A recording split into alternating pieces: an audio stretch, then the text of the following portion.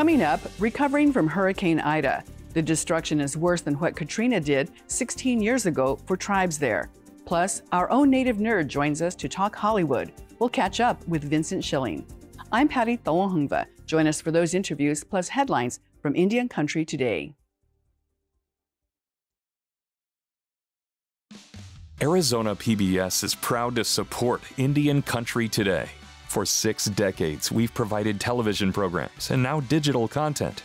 But we go beyond that, sending outreach teams across Arizona, offering workshops in language and literacy, family engagement and community outreach, and supporting tribal communities with early learning and school readiness resources.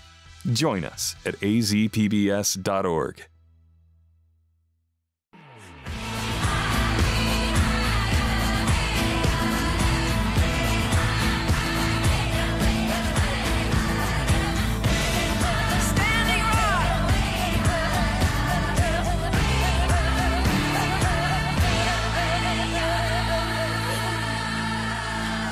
This is Indian Country Today.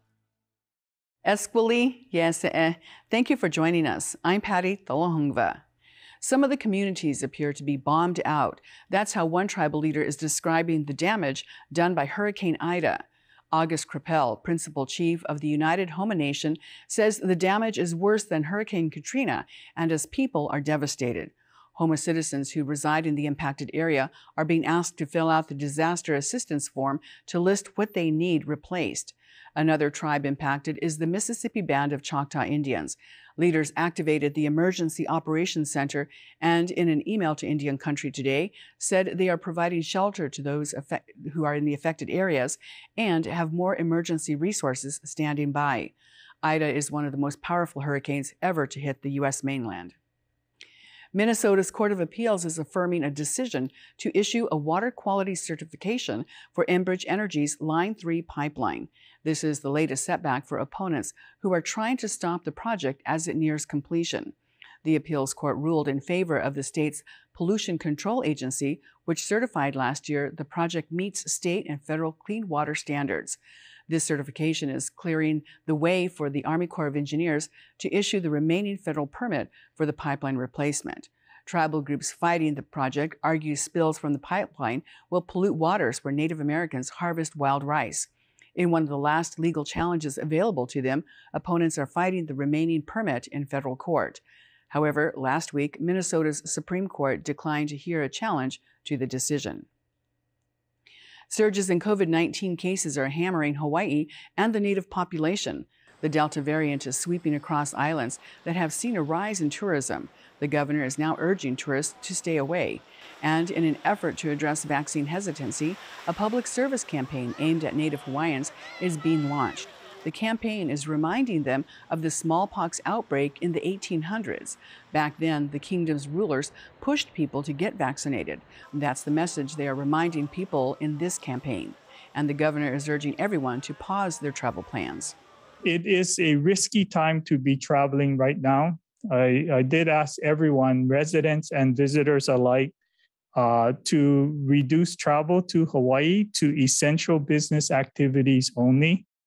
Native Hawaiians make up about 21% of the state's population, and from the start of the pandemic until last month, they accounted for 21% of the cases as well.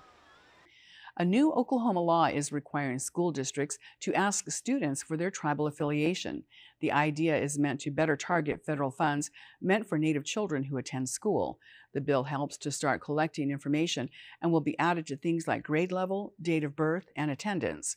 According to the Norman transcript, the Oklahoma State Department of Education has never collected tribal data before. A spokeswoman for the agency did say some districts have collected the information on their own.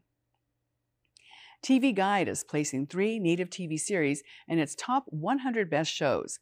The digital magazine recognized both Native writers and actors, naming Reservation Dogs at number 40 and Rutherford Falls at 51. And Paramount Network's Yellowstone came in at 83. The 3 programs listed by TV Guide all include Native representation. And Indigenous representation did not end there. Maori director Taika Waititi directed and acted in The Mandalorian, which grabbed the 38th spot.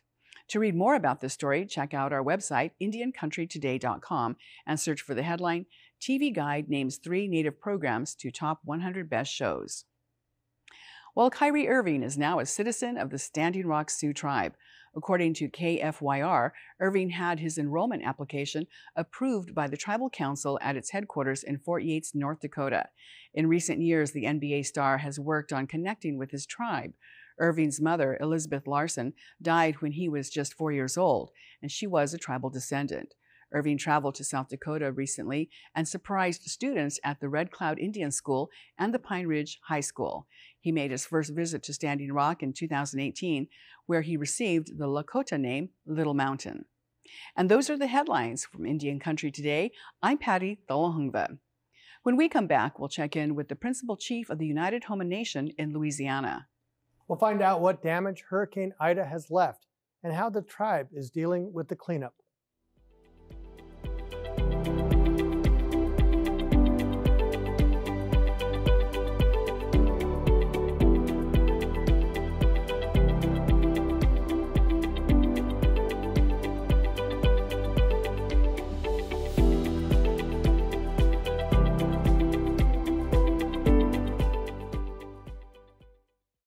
Citizens of the United Homa Nation in Louisiana are reeling from the impact of Hurricane Ida.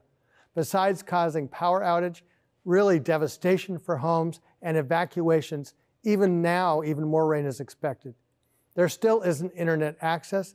We're lucky to have the Principal Chief join us now by phone to talk about this disaster and what's needed next. Welcome, Principal Chief August Crapel. Palito, Omasia, Yutiche. Thank you for joining us. As you take a look at what happened, maybe describe that first. Well, a little bit about what we went through down here in Homa, which we a little bit southwest of New Orleans. And United Homa Nation is the largest tribe in Louisiana. Out of 15 tribes, we have 19,000 members. And we spread out in 6 different parishes down here. We don't have counties. We're still under French law in Louisiana. We have parishes.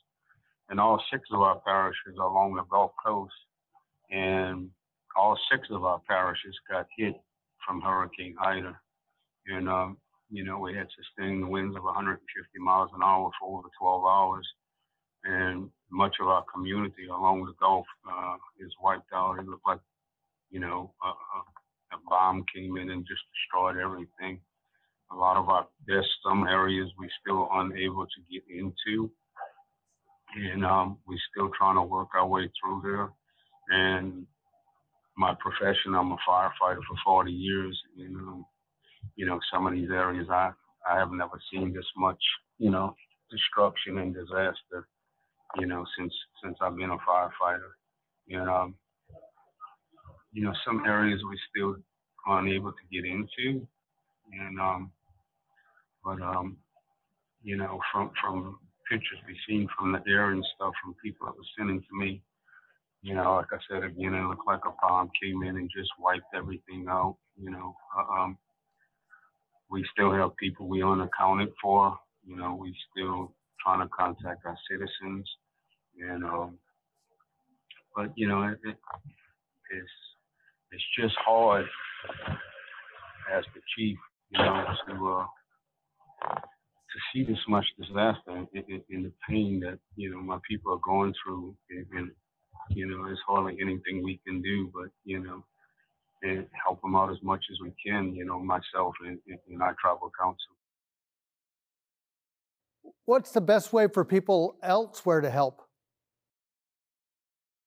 Well, we set up a fund. If you want to go to unitedhomanation.org, and you can go to our website and our page, and we're going to have set up a website on there for donations and things. And my wife is from the Lumbee tribe of North Carolina, and some of the churches from there reached out, and we have other people reaching out, other tribes reaching out to help out as much as they can and send donations, being in charge, in contact with the Red Cross. And, and as a state tribe, we're not federally recognized, but, we get no special, no special treatment as a tribe. You know, we have to wait in line like everybody else here in the state of Louisiana.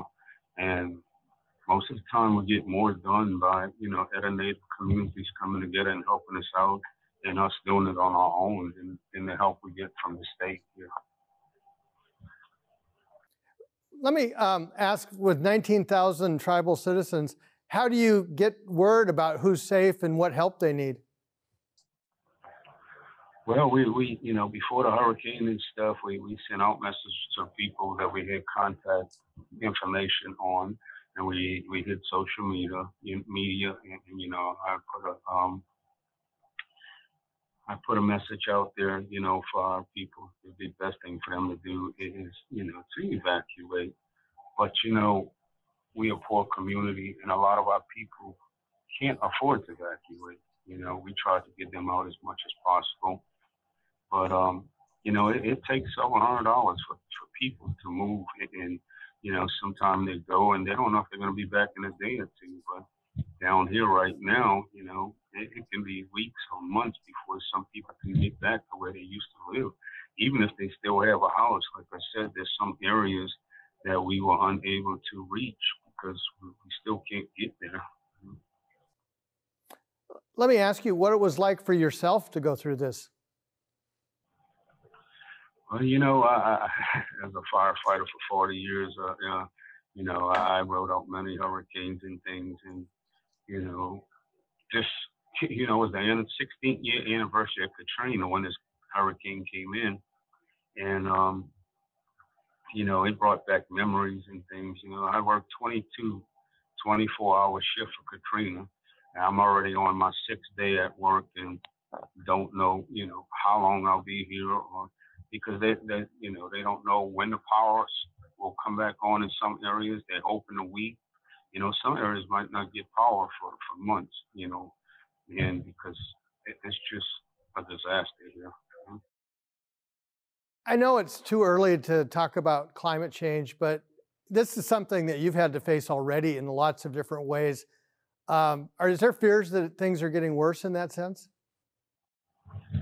Oh yeah, climate change and, you know, down here is very bad. Climate change and coastal erosion, you know, this is something, you know, our people deal with every day. You know, I mean, down here, a lot of our people have to, you know, put their houses up on pollards and stuff, and you know, because just with a southwest wind or, you know, coming in, people could have 2 or 3 foot of water in their yards. But you know, with a hurricane, you know, category 4, you know, if this is the strongest hurricane in history to hit this area with 150 miles an hour winds over 12 hours, you know, but coastal erosion and you know, climate change, this is something Native people have been dealing with, you know, for many years. And you know, our people deal with it every day. You know, I had elders take me out sometimes in fishing lakes that just 50 years ago, you know, was farmland. They grew crops and stuff there, or they had cattle there.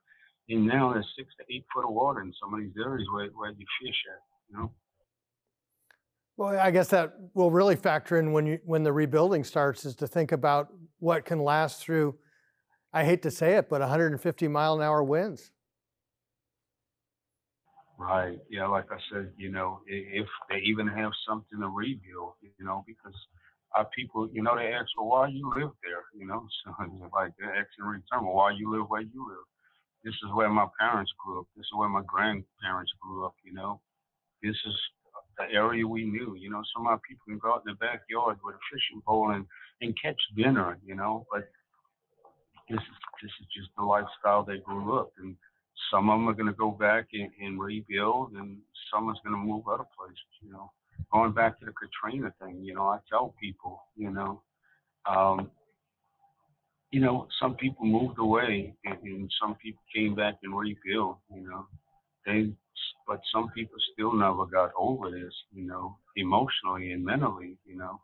And the same thing with this hurricane here, you know, it's going to take years for, you know, to just, you know, to recuperate from this and rebuild and stuff. And And again, as the chief of the tribe, with 19,000 people, and I have 7,000 people, that their lives change, just in a few hours, and it hurts my heart to know that there's nothing, I could do to make anything different, but just to, stand by and help them rebuild if that's what they want to do, and support them in every way, mentally, physically, emotionally, and just to be there as much as I can for my people.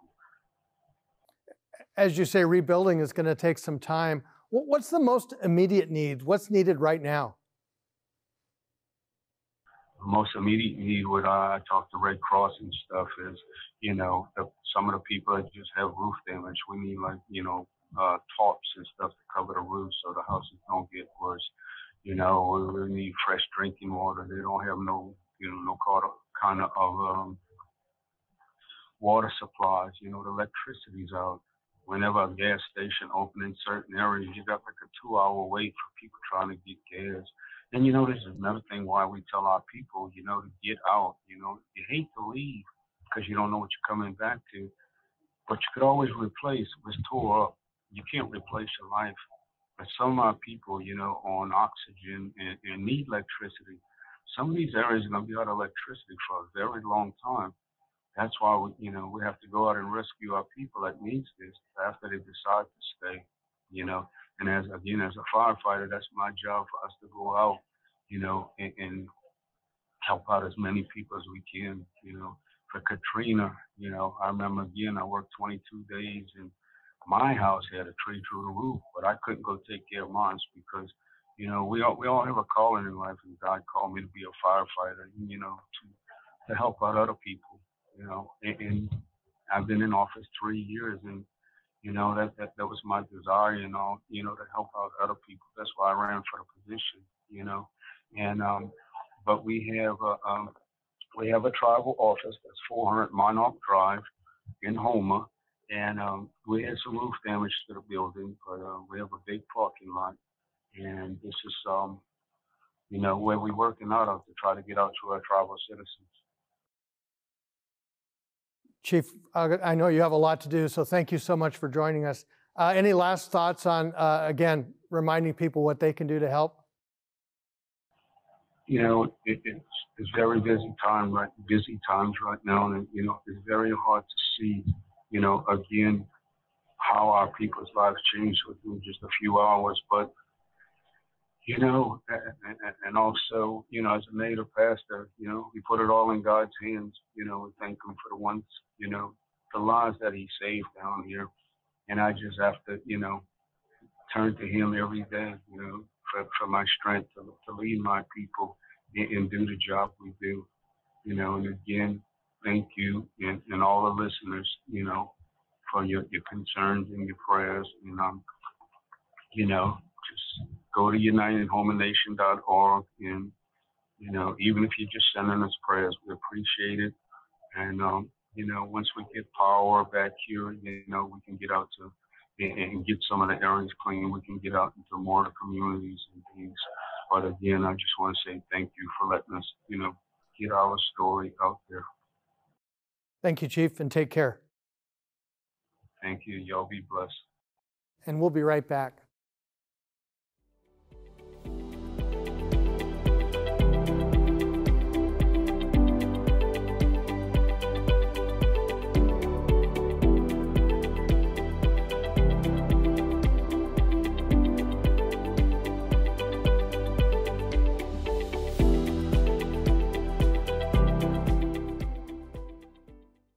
Reservation Dogs is busting stereotypes and ratings.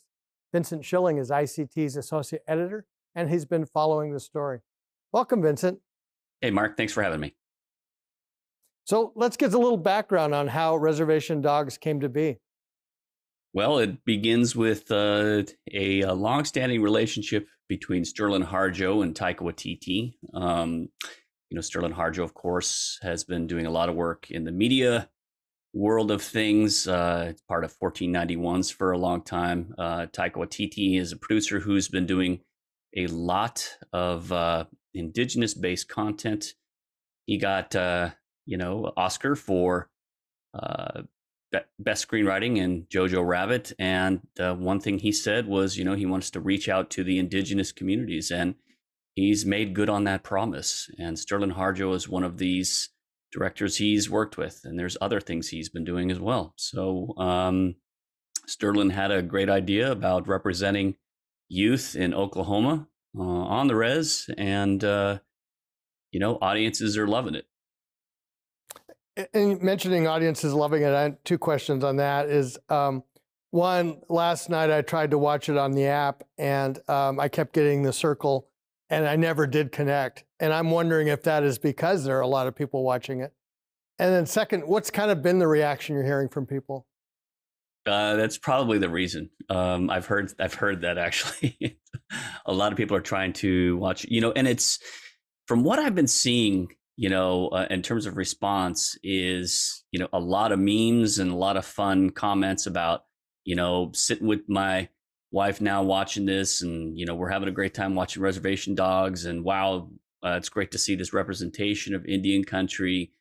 I think the big takeaway from all this is that this is the first time that I've ever seen of reservation life, Native kids, Native community, the same type of things you'd see on reservation territories, in terms of, whether it's the, tribal police officer, or, kids running around or sitting in a area that's kind of torn down, and but still trying to, strive for something better in their life. It's just a great show. I love it. One of the really hallmarks of great fiction is that it gets families talking about stories that have happened to them that are similar. And I've heard all kinds of people with similar stories to what's going on with Reservation Dogs. Yeah, absolutely. And the thing is what really kind of stuck out to me is my first reaction was, I was a little uncomfortable, just to be completely honest with you. When I first saw the FX Hulu teaser trailer come out, and these, 4 kids are running out. This is the, Bear, Alora, Willie, Jack, and Cheese, the 4 main characters of the show that are running through the entire thing. They're running out of a, store, having stolen stuff. And I was really kind of like, I don't know what I feel about this representation of, Native kids as thieves, or, causing trouble. But it wasn't until I started watching it that I realized, oh my gosh, this is real, because these kids want to get out. And one of the things that happens is Bear, played by DeFaro Wunatai, says, he wrestles with his conscience, and he feels bad, and they question their motives on the way in which they're going to try and get out of the res and make it to California. So there's real stuff going on here. And my initial reaction, I still feel, was right, but there's a lot more depth to the character. And so what we're seeing with Reservation Dogs is this dismantling of this overt Native stereotype, because I've always said to myself in my life, of the difference between good and great is detail. And if you look at the long sweeping, range of Native content that has been done by non-Native directors or non-Native filmmakers, it was never detailed. It was always a gross, stereotype, or a washing of Native, what they think is Native, in terms of, throw a couple beads on them, a couple feathers, and they're an Indian. But that's not what we're seeing here. We're seeing such detail and such, fine, just tiny little, details that make things that much greater.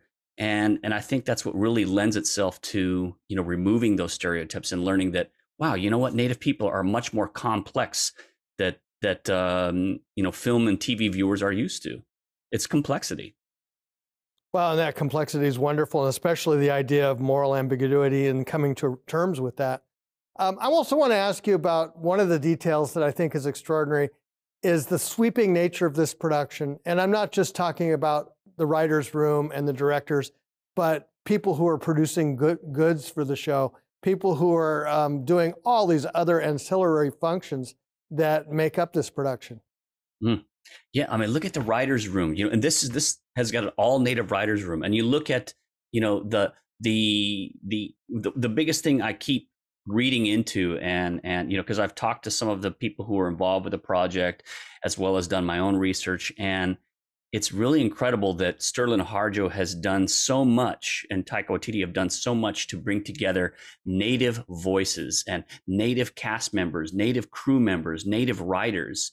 And one thing that really stuck out to me out of all of this is, I can't remember who said it to me, but they said, maybe it was Janice Schmieding, I don't remember exactly, but they said, you know, the amazing thing was we were on set and we were, you know, acting and doing these things. And so many times we do these production where there happens to be Native people and we always know the other guy. Oh, hey, I saw you on that show. So the person I talked to said, you know, I was on the set and there were Native actors or Native crew members I didn't recognize. It was amazing to think that there are new blood, there are new people coming into this, and they're able to put something together that is a representation of Indian country and the things that go on in Indian country. So that to me is really exciting. Amazing to think. Thank you so much, Vincent Schilling. Thanks so much for having me, Mark. Have a great day. And that's a slice of our Indigenous world. Thank you for watching. For all the latest news, go to IndianCountryToday.com. I'm Mark Trahan. Sometimes you got to take a stand just because you know you can. Oh, you got to run, you got to run.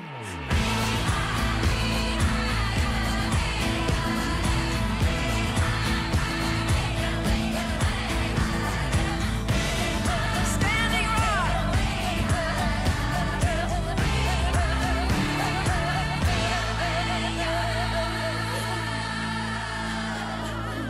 This is Indian Country Today.